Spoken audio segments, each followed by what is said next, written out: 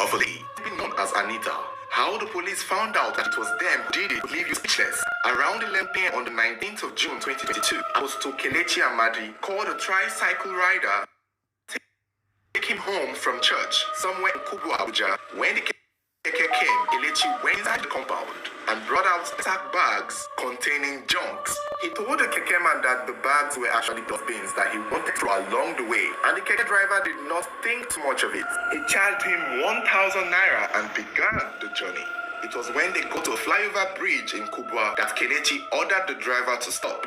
This was where he came down from the keke and threw the 3 bags over the bridge, hopefully to get to the river, but it ended up at the side of the river where other trash bags were dumped. After he was done, the keke man continued the journey and dropped him where he wanted to go. The tricyclist did not really think too much of it. Even when the tricyclist got home to close for the day, he noticed blood stains on the seat of his keke.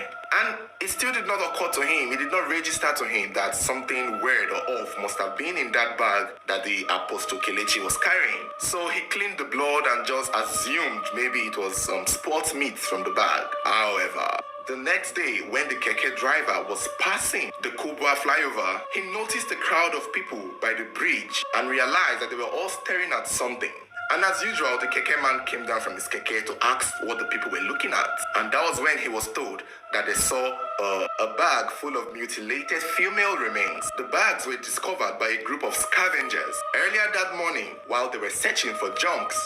When one of the scavengers saw the sack bag, he tore it open thinking he would find some valuables, only to find pieces of human body parts. When the keke man looked at the bags himself, that was when it occurred to him that those were the same bags the man he picked from the night before were carrying in his keke. That was when the blood he cleaned in his keke now clicked on his head. And instantly the keke man knew who killed the woman in that bag, and he knew the right thing to do in that instant.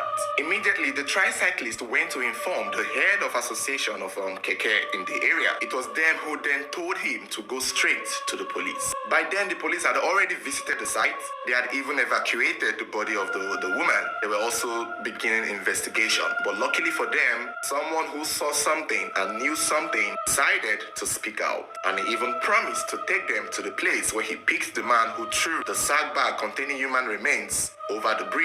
And that was how the police got to the church and picked up a father and son who were ministers in that church, holding them responsible for the murder of the unknown woman in Kubwa Bridge. As at the time of making this video, not much is known yet apart from the fact that they've all been caught, or they've both been caught. And apart from the fact that they have both agreed and accepted that they were the ones behind the mutilated female body part at Kubwa River, the only problem now is they are both denying that they were the ones who killed the girl specifically. Kelechi is claiming that it was his father, Mr. Amadi, that did the killing, while he only did the disposing. While Mr. Amadi, or Bishop Amadi is claiming that he is not the one who did the killing of the girl, that the girl was his son's side chick, and that he was only helping him out as a father to cover his tracks. He is claiming that it was his son, Kelechi, who did the killing. So right now, they are both pointing fingers at each other, looking for someone to take for. But my thing is,